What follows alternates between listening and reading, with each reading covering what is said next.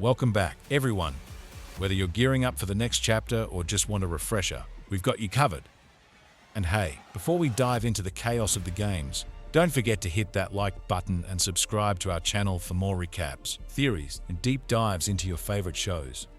Gi-hun is down on his luck, having accumulated enormous debts with loan sharks while becoming estranged from his daughter and ex-wife. In a subway, a well-dressed man invites him to play a game of Dalgona for money and offers an opportunity to play more games with much higher stakes. Gi-hun accepts, is sedated, and awakens in a dormitory with 455 others, identified only by numbers on their green tracksuits. A group of masked guards in pink jumpsuits arrive and explain that the players are all in dire financial straits, but will be given billions of won in prize money if they can win 6 games over 6 days. The games are overseen by the front man, who is masked and dressed in black. Gi-hun befriends player Sae-byeok, an elderly man suffering from a brain tumor.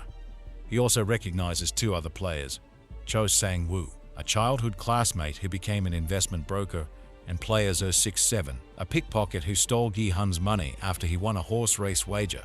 The first game is red light, green light, where anyone caught moving is shot dead on the spot, revealing the sadistic nature of the games. Half the contestants panic and attempt to flee upon realizing this, turning the game into a massacre. With help from Sang-woo and player 199, Gi-hun finishes the game alive. With over half of the players killed in the first game, many survivors demand to be released. Using the game's third clause, they narrowly vote to cancel the game and send everyone home, but without any prize money.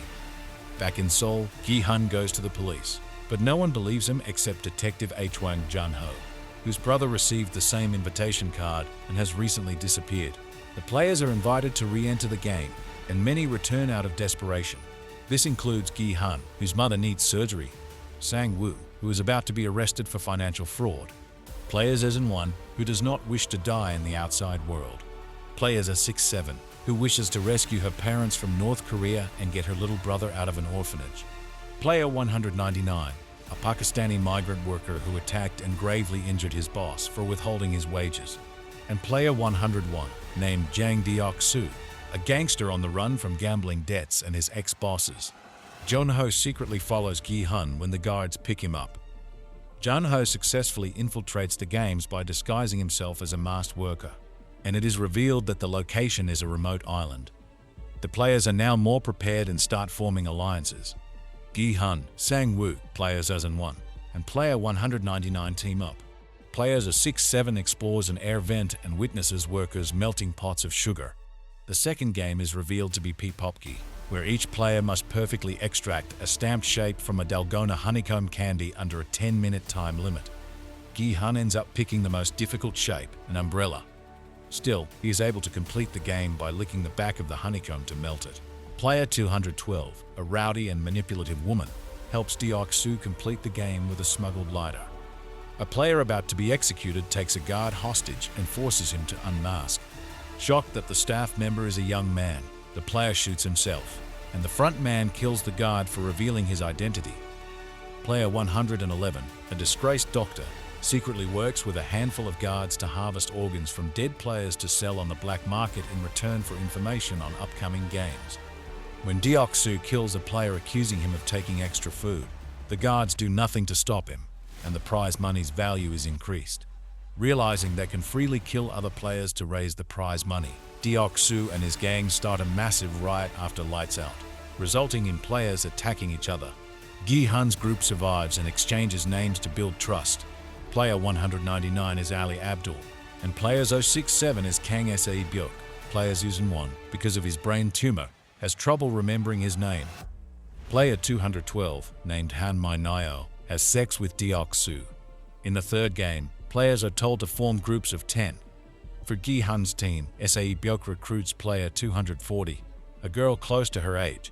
The game is revealed to be tug-of-war on 2 raised platforms, where a team wins by dragging the opposing team off the other platform to their deaths. Deok-soo, having learned of the game from player 111 beforehand, picks only strong men and rejects Mai-nyo, who joins Gi-hun's team. After Deok-soo's team wins their match handily, Gi-hun's team struggles against another all-male team.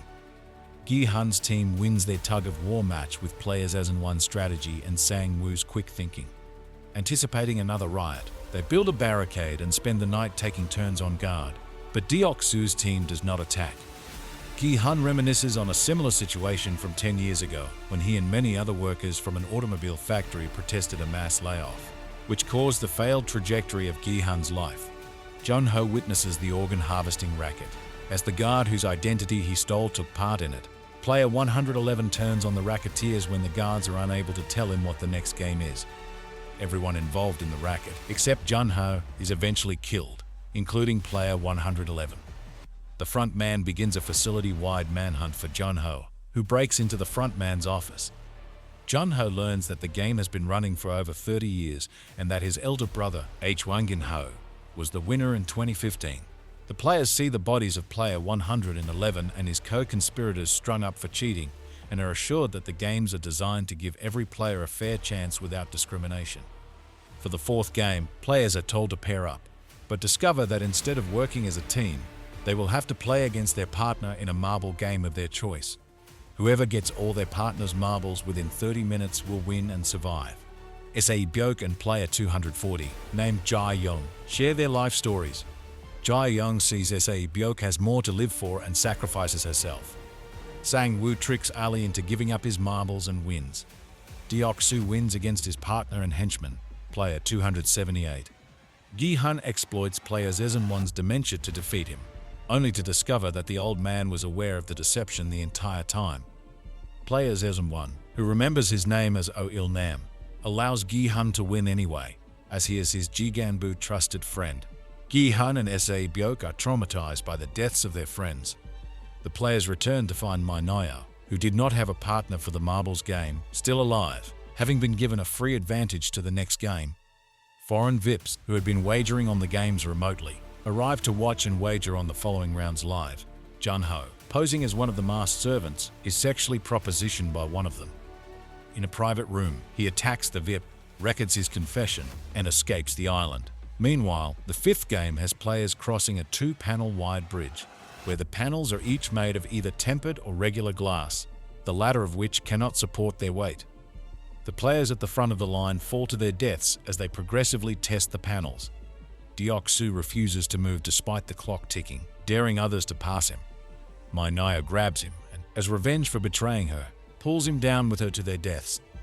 Player 017, a seasoned glass worker, is able to determine which panels are safe until the front man turns off the lights, removing his advantage.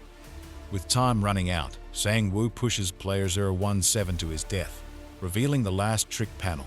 Only Gi-hun, Sang-woo, and Sae-byeok complete the game. At its conclusion, explosions shatter the remaining panels and injure the 3 players. As finalists, Gi-hun, Sang-woo, and Sae-byeok are given a change of outfit to formal clothes. Sae-byeok hides a severe stab wound she received from the glass bridge explosion. After eating dinner, each player is left with a steak knife. Gi-hun suggests to Sae-byeok that they should ally against Sang-woo, realizing he will do anything to win. Sae-byeok instead begs Gi-hun to promise that whoever wins the game will look after the other's loved ones. Gi-hun goes to kill Sang-woo when he falls asleep, but Sae-byeok stops him, telling him he is not a murderer. Sae-byeok's injury worsens, prompting Gi-hun to call for help. When Gi-hun is away, Sang-woo kills Sae-byeok, and the guards arrive only to collect her corpse. Furious and heartbroken, Gi-hun tries to attack Sang-woo but is prevented by the guards. Meanwhile, Jun-ho makes it to another island, but is quickly tracked down by the front man and the guards. To Jun-ho's shock, the front man reveals himself to be his brother, In-ho, who tries to recruit him. When he refuses, In-ho shoots Jun-ho in the shoulder, causing him to fall back over a cliff edge and into the sea. In the final eponymous Squid Game, Gi-hun defeats Sang-woo after a brutal fight but refuses to kill him. He begs Sang-woo to stop the game using the third clause. Sang-woo instead stabs himself in the neck and asks Gi-hun to take care of his mother before dying. Gi-hun is returned to Seoul with a bank card to access the prize money, but discovers his own mother has died. A year later, Gi-hun remains traumatized and has not touched his prize money out of guilt. He receives an invitation card from his Jiganbu and finds Il-nam on his deathbed. Il-nam reveals he created the game to entertain bored wealthy people like himself. He chose games he played as a child and participated in Gi-hun's group out of nostalgia. As they talk, Il-nam wagers with Gi-hun on whether an unconscious man lying on a street corner will be helped before midnight. The man is saved just before the stroke of midnight, and Il-nam dies shortly after. Gi-hun retrieves Sae-byeok's brother and has him looked after by Sang-woo's mother, and gives them a share of the prize money. As Gi-hun travels to the airport to reconnect with his daughter in Los Angeles, he sees the same game recruiter playing D-dakji with another desperate player, but manages only to get that player's invitation card. He calls the card's number before boarding his plane, demanding to know who is running the games. The front man joins the call and curtly orders him to get on the plane, but Gi-hun ends the call and returns to the terminal. What do you think is next for Gi-hun? Let us know in the comments below. And don't forget to like, subscribe, and turn on those notifications so you're ready for more recaps and updates. Until next time, stay sharp and stay safe.